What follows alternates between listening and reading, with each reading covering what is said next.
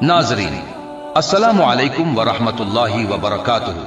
हम आपका इस्तकबाल करते हैं आपके अपने YouTube चैनल पर। हम आपकी खिदमत में नसीहत आमोज वाक़या लेकर आए हैं। इस वीडियो को आप अपने सभी दोस्तों में शेयर जरूर करें और इस वीडियो को लाइक भी लाजमी करें। चलिए शुरू करते हैं। फकीर की बद्दुआ से आया अल्लाह का अजाब। चचा चमन मोहल्ले के सबसे कंजूस आदमी थे। उनके घर कोई मेहमान चला जाए तो रस्मी गुफ्तगू के बाद पूछते हैं कि चाय तो नहीं पिएंगे ना, क्योंकि चाय बहुत नुकसानदेह है। हाँ, शरबत थोड़ा गर्म है, चलेगा क्या? केक बिस्किट वाली दुकान अभी बंद पड़ी है, क्या करूं? समोसे वाला तो अभी तेल गरम कर रहा है, अभी काफी वक्त लगेगा, आप कहां इतनी देर बैठे रहेंगे?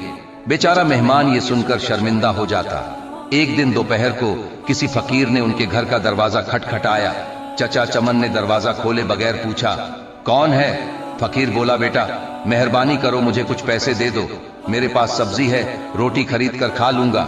चाचा चमन ने बोला, जाओ जाओ, दफा हो जाओ, नहीं है मेरे पास पैसे, पता नहीं कहां कहां से ऐसे भिखारी आ जाते हैं मांगने के लिए, खाने से दिल नहीं भरता। चाचा चमन ने बेचारे फकीर को खूब बातें सुनाई। फकीर मायूस हो गया।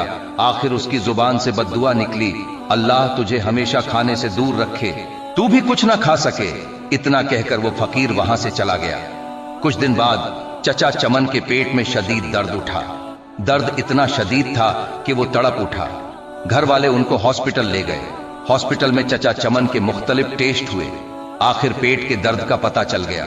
डॉक्टरों ने हिदायत की कि 15 से 20 दिन तक हॉस्पिटल में ही रहना होगा ताकि मुकम्मल इलाज किया जा सके। हॉस्पिटल से जब घर वापस आए तो कमजोरी से निढाल थे। बहुत बुरा हाल था, कोई चीज हजम नहीं होती, दही भी खाते तो उल्टी हो जाती। डॉक्टर के पास जाते तो वो कहता कि शायद आपने बदपरहेजी की है, टेस्ट करवाते तो सब ठीक आता। दवा बाकायदगी से इस्तेमाल करने के बावजूद तबीयत संभलने में नहीं आ रही थी।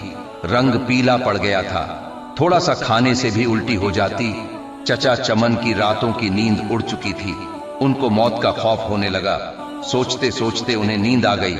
ख्वाब में देखा कि पुलाव की देग के पास बैठे हैं, वो सबको चावल बांट रहे हैं। सुबह उठकर चचा चमन ने घर वालों को अपना ख्वाब सुनाया तो उन्होंने मशवरा दिया कि गरीबों को खाना खिलाओ। चचा चमन ने खैरू बावर्ची को बुलवाया और उससे पूछा कि पुलाव की 10 किलो की देग पर कितना खर्चा आ जाएगा। बावर्ची ने खर्च बताया।